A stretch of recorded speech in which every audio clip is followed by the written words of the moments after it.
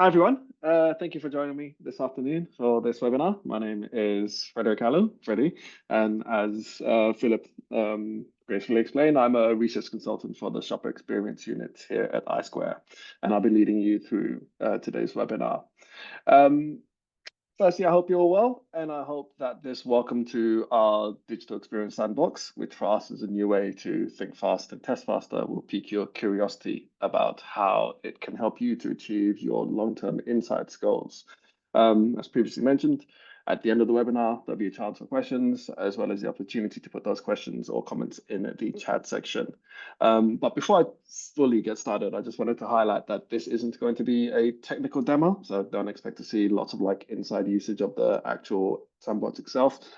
My experience draws upon my decade plus of working with clients to find the best solutions to the challenges they face. And coming from the iSquare's perspective, where we know all of our various different tools and then what tools might be best to help those particular clients. So today, I kind of want to prime you all into imagining how the potential that you're about to see could be channeled best for you. So with that all being said, I'd like to set the scene with three kind of focus areas that are in need of addressing. And firstly is a scene which I think many might know quite well.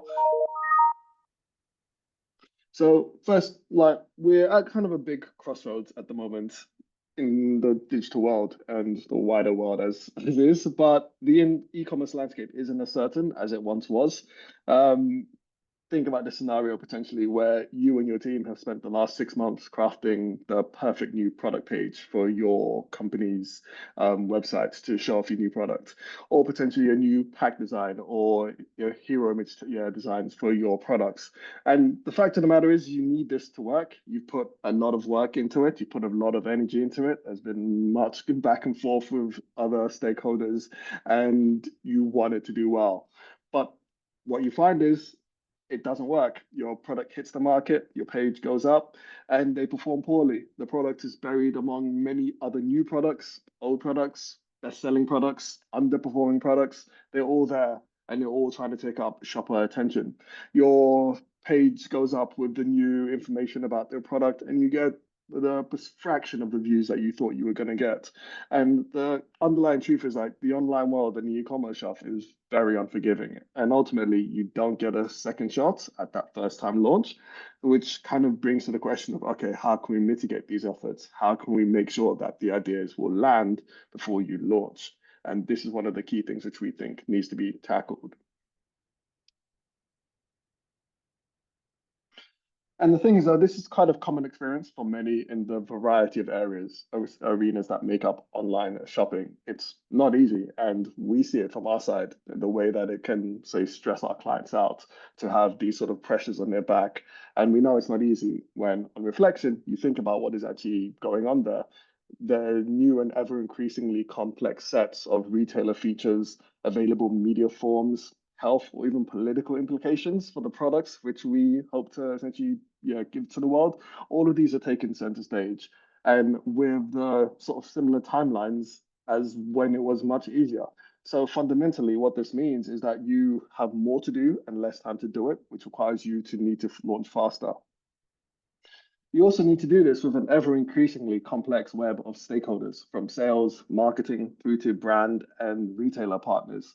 And in addition to this increasingly workload, ultimately the product needs to succeed in the end. The inside gathers from research into the product need to ultimately show value for money. You need to show a return on investment. And what this then leads to is the third facet of the challenges which I wanted to cover is that even when you have a handle on the problem, one of the biggest things that we hear about is that you can't fully test those creative or content new elements on retail sites until it's live. Retailers do offer limited testing capabilities, say A/B testing here, some sales metrics here and there.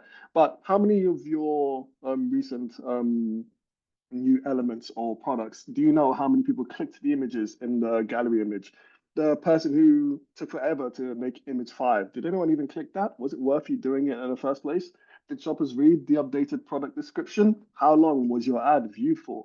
All of these questions and more are really hard to answer. And what we see time and time and again is that experienced professionals are essentially forced to rely on their gut feeling and basically just go without the data and knowledge that may help them to make that right decision, which kind of lets us thinking, okay, how can we make this better? How can we essentially get the truth of the goal, which we think you and us want to get to, which is that this can be done in a better way.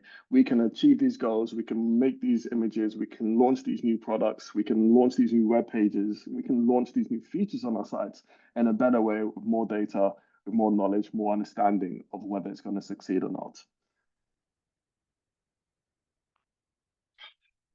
And ultimately, this leads us to iSquare's latest answer to resolve the potential capacity constraints that traditional approaches have, which is the Digital Experience Sandbox.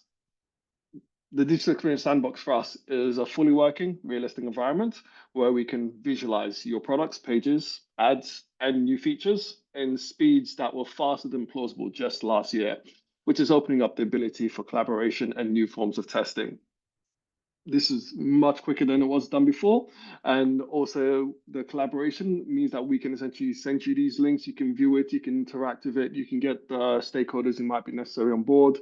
And also you can test as well and make sure that like the thing that you put out is actually done with the care and effort that's needed, but actually before real dollars are spent, before you've actually put out the billboards and the placards and the online advertising, you want to make sure that this campaign is going to succeed. And with the digital sandbox, we actually allow that to happen. And just want to just quickly go through how it works. So firstly, we have a variety of different digital environments. We have, say, websites where we can allow your design team who may create Figma mockups to then send those Figma mockups through to us, and then we can essentially build those mockups as is. This is something we've done before. This is something we're continuing to do. We're essentially upgrading our systems and making sure that they're working in the world of work that we know today. Additionally, we have built a variety of retail platforms on the Digital Experience Sandbox. The sandbox is such that you can be on an Amazon with a fully loaded 3,000, 5,000, 10,000 products, allow you to shop at your heart's content, and we can place your advertising, we can place your sponsored products in the positions where you want it, when you want it, however long you want it for. Additionally, we can do multiple tests as well. If you have a new product that's launching in the EU and suddenly you say to yourself, okay, we need to test this in France, we need to test it in the UK, and we need to test it in Germany. For us, we have the digital sandbox whereby we can go perfect. Amazon, Tesco, Carrefour, we can all load all of those into this specific test and we'll get you all of the insights necessary, and we can compare and contrast them, make sure you can get those regional specific insights as well as the larger insights. And then finally, we also have our media environments as well. This is one of the biggest things which the sandbox allows us to do, is to actually say to people, okay, you know what, potentially there's a Super Bowl event coming up. We know that the NFL and Netflix has a sort of combination going, but maybe we want to be a partner in that. What could that potentially look like? And as such, using the sandbox, you can essentially create some sort of partnership between yourselves and the NFL on Netflix and actually see and experience how that feels in hand. And that's something which was just not really available before the sandbox came along. But now that it is here, we wanted to essentially just shout this to the roofs that we have these capabilities. And everything you see on the left-hand side can all be combined. So maybe it might be the case that you wanted to have, say, a TikTok ad, which leads you directly to the Walmart page. That can be done within the sandbox. The possibilities are currently infinite in terms of what we can do.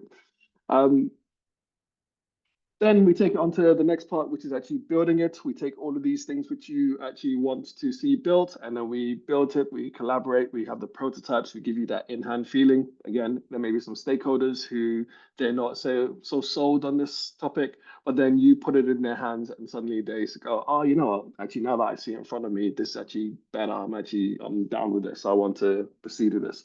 That's something you get by actually having that ability to create it and then also iterate it, take their changes, bring it back, and then make those changes so that everyone's happy before taking it out into field where we essentially test it. And here we have full user flows. So from the beginning of landing on the homepage all the way through checkout, we allow for our shoppers and for our participants to engage with all of the various different elements that may go on through that whole process. That it feels realistic. And also we on the other side are making sure that we cover and view all of the various different things that are going on in the background, such that we can answer those questions which we had earlier. How long are the videos being watched?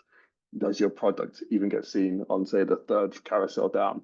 These are important questions, and the sandbox can actually answer those questions. So just wanted to also just show you just a quick example on the left-hand side.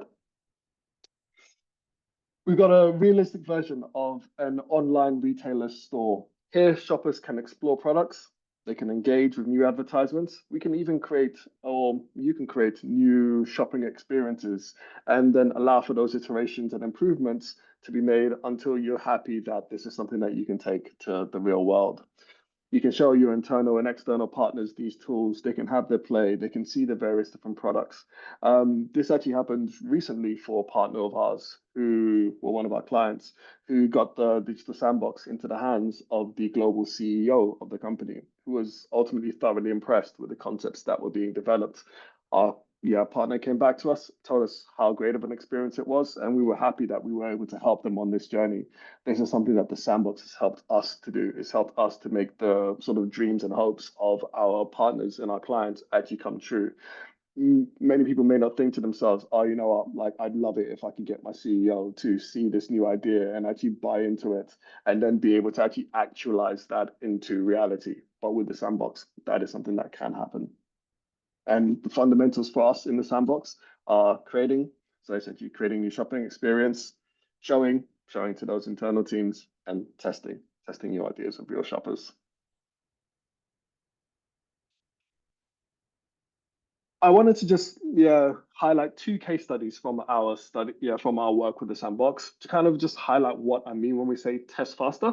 The first is on the left here, and this was a study for a fully working UK grocery retailer. We built the entire store.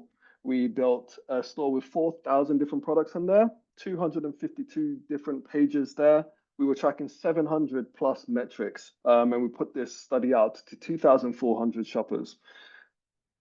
A year ago, 2 years ago, if our partner had come to us and asked us, can you do this? This is a 6 months worth of work, study. For actually, earlier this year, we did it in 4 weeks. And the implications of taking a 6 month timeline and narrowing it down to 4 weeks is quite baffling to me. There's so much that gets saved by being able to do it that way.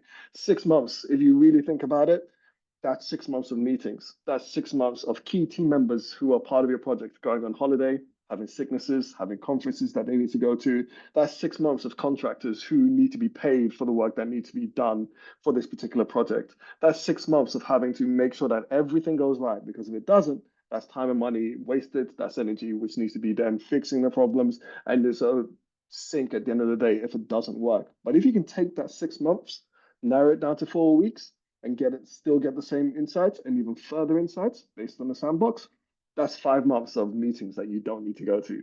That's 5 months of contractors that don't need to essentially be paid for these particular projects. That's 5 months where you don't need to worry about those holidays and conferences. It's a time-saving platform. It's a money-saving platform.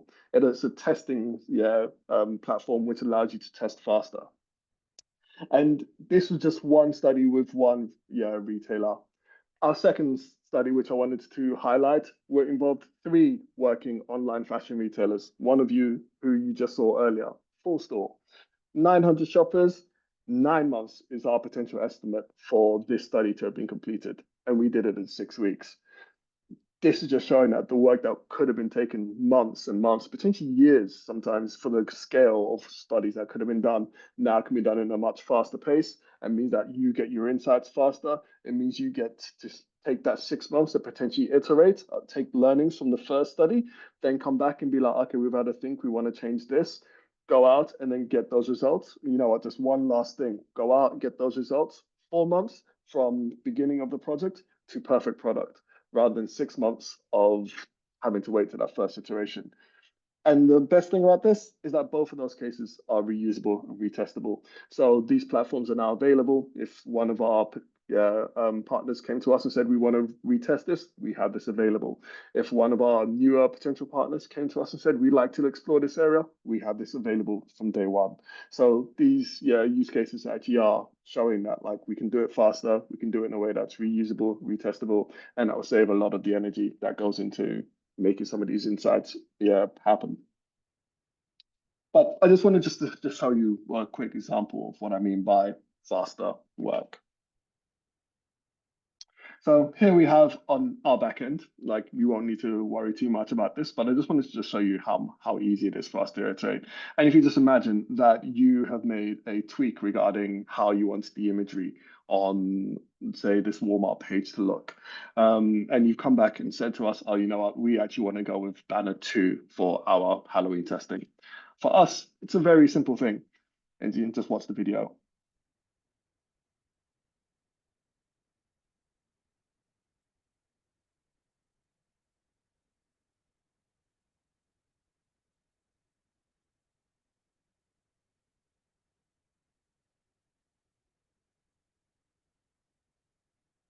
And there we go. Simply by pushing update, we've taken your new banner, we've put it into our systems, and now it's currently live on our systems. That must have taken a minute. So knowing that actually when you come back to us and say, oh, you know what, we'd like to essentially make some changes to the banner, you don't actually have to worry that that change is going to take hours, days, or weeks to be implemented. It's literally just a few clicks away for us from reading that you want to go with banner 2 to actually making banner 2 go live and be ready for real testing, shopper feedback, and engagement.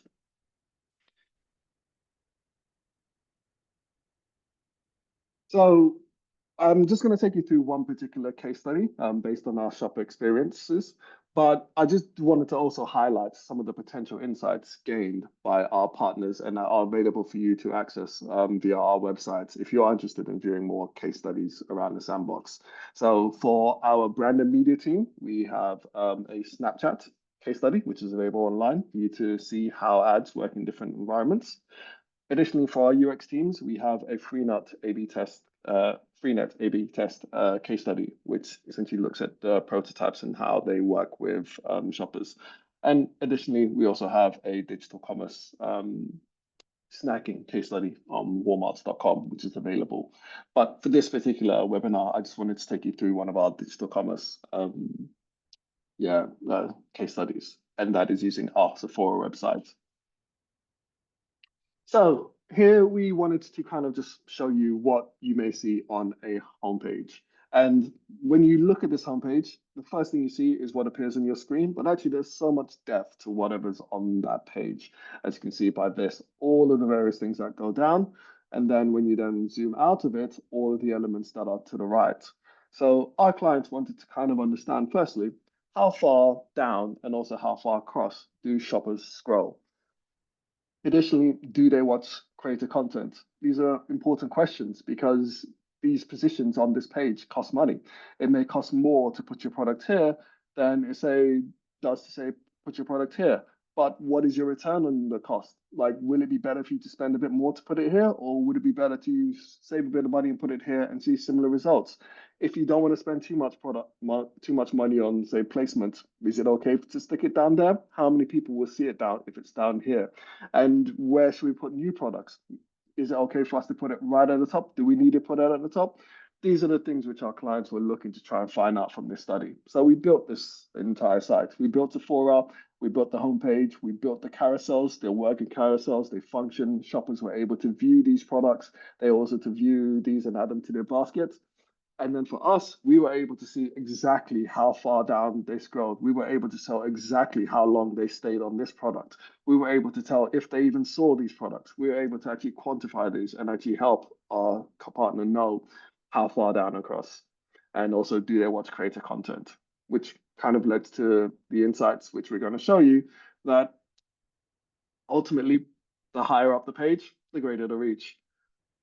This position here in the green box is the prime position on the Sephora mobile landing page. 90% of our shoppers who participated in our study viewed this section. So if you were thinking, I want to make sure that this new product is seen and is seen by the most people, you want to make sure that it's in the first part of the page, what we kind of call above the fold.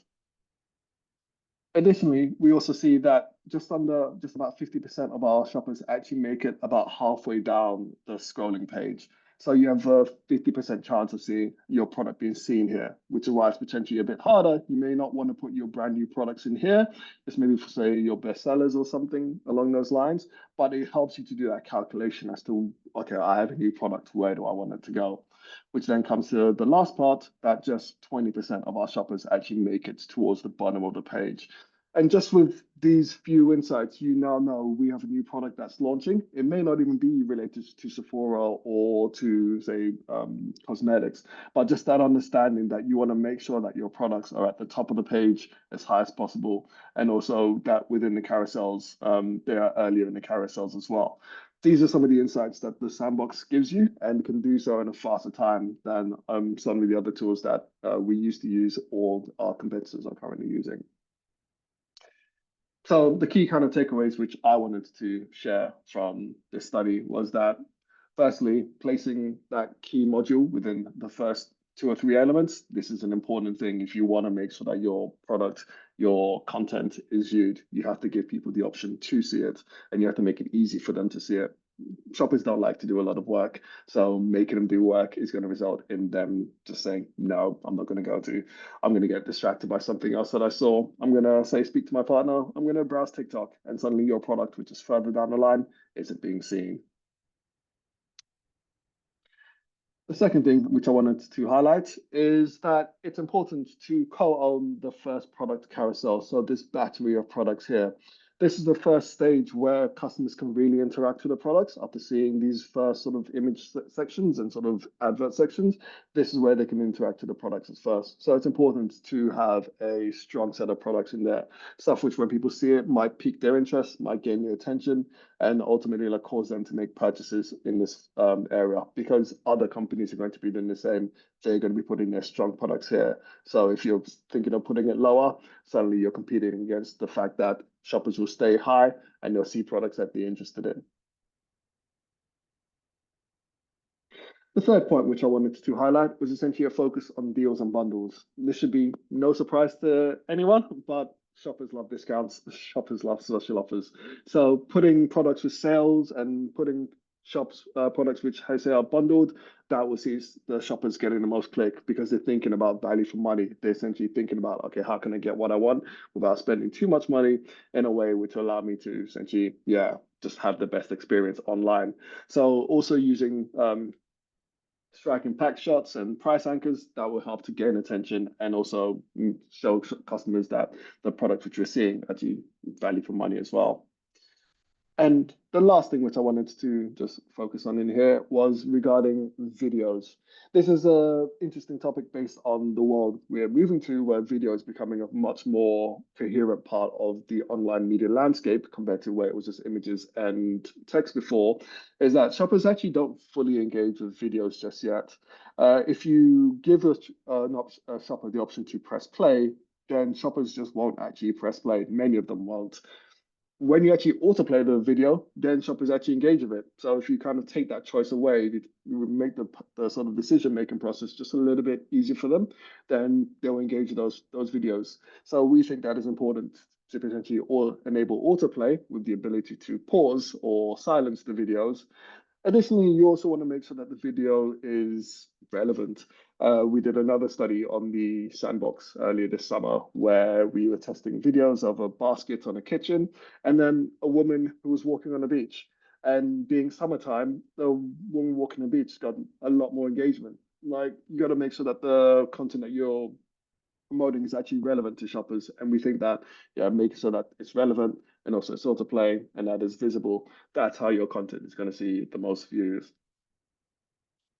But fundamentally, I think what I wanted to kind of highlight today is that when we think about iSquare and we think about the work that we do, iSquare, for one of our clients, has saved over $30 million over 3 years by helping them to understand which digital assets were effective and also which were a waste of time to produce and upload, where they could have just saved themselves the effort and not engage with that. And what the Digital Sandbox enables is for our current partners and our future partners to reach these levels of cost-saving insights faster than ever. So should you decide to partner with iSquare and work with the Digital Sandbox, it may not take you 3 years to gain that $30 million worth of savings. That could be a reduced period. That could be potentially be 2 years, a year, depending on what it is that you're testing. But using the sandbox helps us get to those outcomes much faster. And which kind of brings us to the last thing, which I wanted to kind of just highlight, is that this year has ultimately been a fantastic year for us.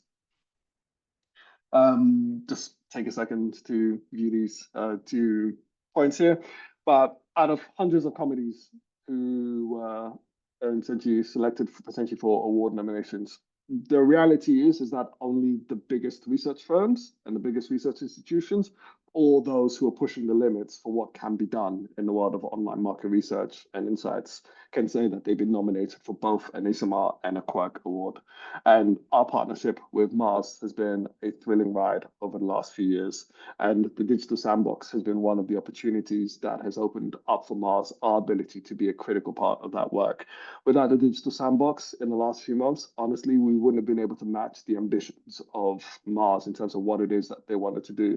We could have tried, but it would have been a lot of a harder process to actually achieve that outcome.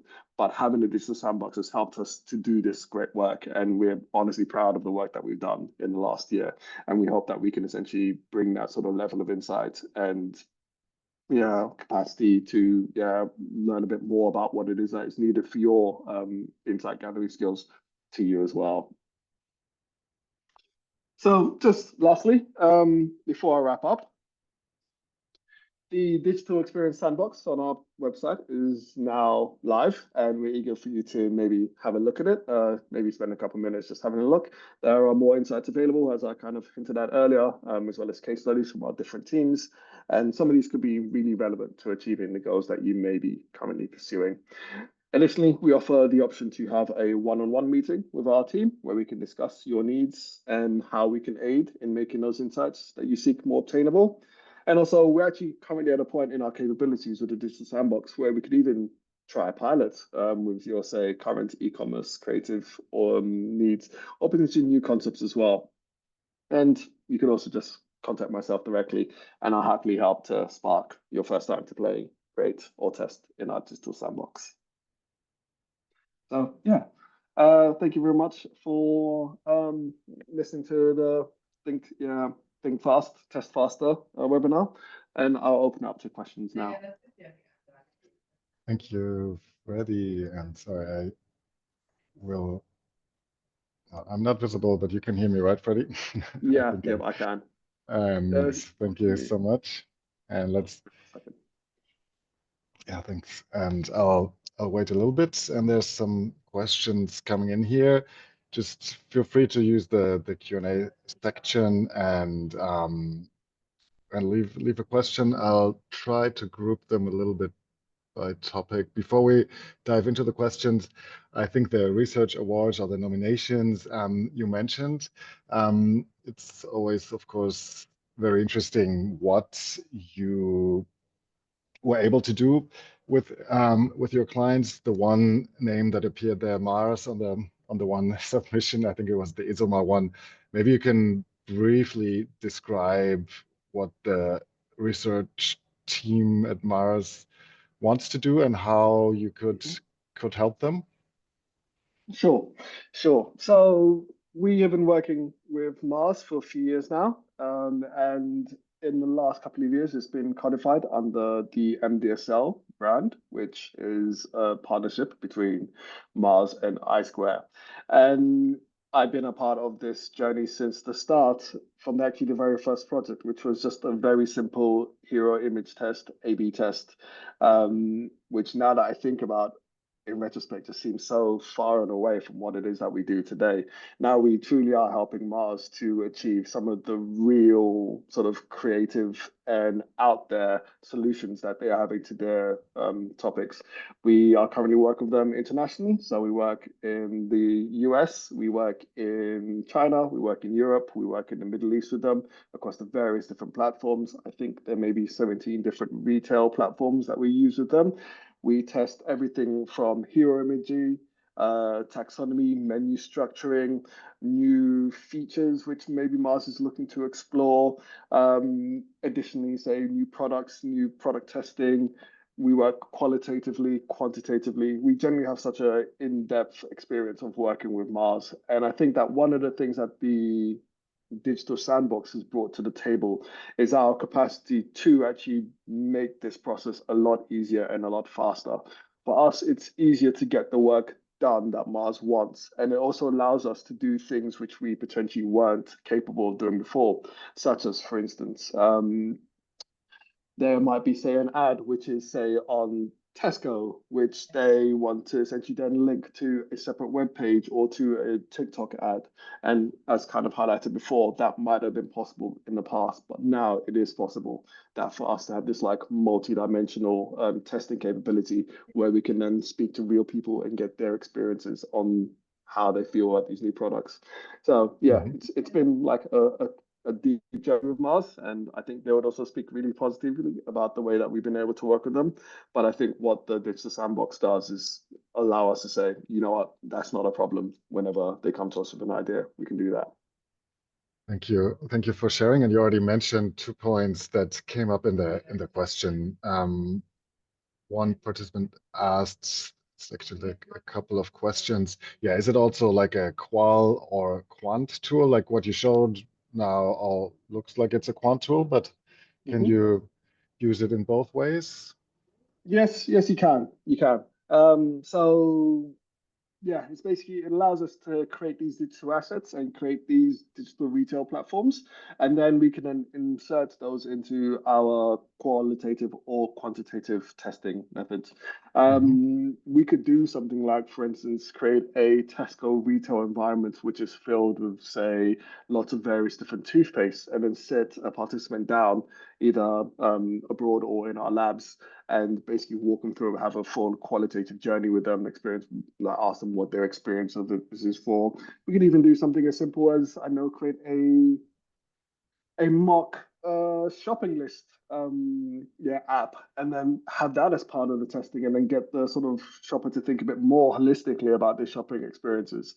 Additionally, we can then take that exact same shopping app and the Tesco platform and then test it out to say 5,000 participants in the UK who suddenly we can then quantitatively look at. So ultimately, Hmm. it's up to what our clients' needs are, that whether it's Yeah, qualitative or quantitative, and we're also there as part of the process to consult on which of those processes might be best.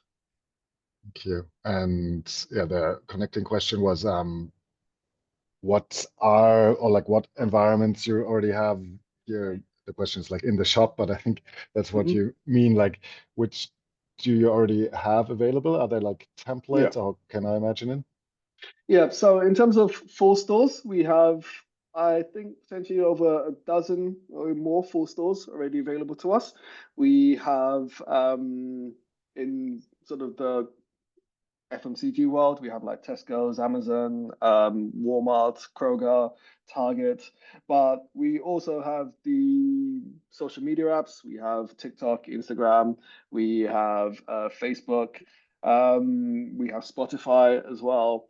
We also have the capabilities to create brand new. So, for instance, if you are a I'm going to put out to say e-car company and you want to say do some radical changes to your website, but you don't want to test those on your real live website, you can then come to us. We can build those changes, and then we can do that testing.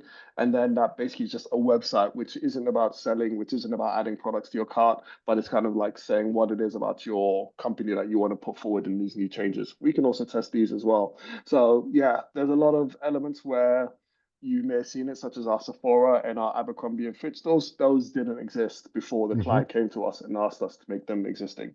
And the same thing can happen with, say, future studies as well. Thanks a lot. Also connects to one question. Yeah, what about my own environments and prototypes like Figma? I don't know. Did you Mhm. mention Figma in your talk Yep, or? yep, yep. We use Figma with many of our clients. It's become the modern day tool for visualizing designs amongst the world of work, and it would be remiss of us to not have these capabilities. So yeah, we do work in Figma. We do have the ability to take Figma documents and insert them straight into our platforms and be able to use them. Well, thank you. Let me check if we got all the questions. Um, One researcher question. Is it connecting to my survey tools like, SurveyMonkey? Here's the example. Can I connect it in any research flow or? Yeah, yeah, we can. We have our inbuilt survey tool, but if there was another survey tool which a client wanted to use, we would have the capacity to incorporate it into that as Hmm. well. And then the data is Yeah, basically the behavioral data. I think that's also yeah. interesting, like how the data is being provided. Is it like everything is being monitored like within the sandbox?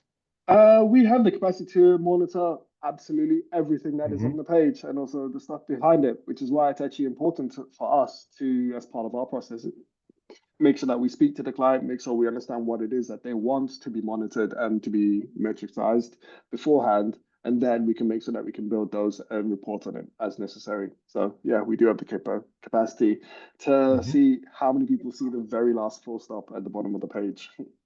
Of course. No, I think then we covered all of the questions here. Thanks so much for handing these in and for No all worries. of Thank you. your attention, and especially thanks to you, Freddie, for explaining this to us. And then, yeah, we wish all of you a nice afternoon or morning, and we're looking forward to have you in the next webinar. And we'll make sure you'll get an email after this as well to be notified. And yeah, reach out to Freddie, connect on LinkedIn with him, and send him an email. You did. Yeah, we'll send an email anyways in your name, Freddie, Yeah. to all of the participants. So thanks a lot. All right. Thank you, everyone. Thank you for joining Bye. and hope you have a great afternoon.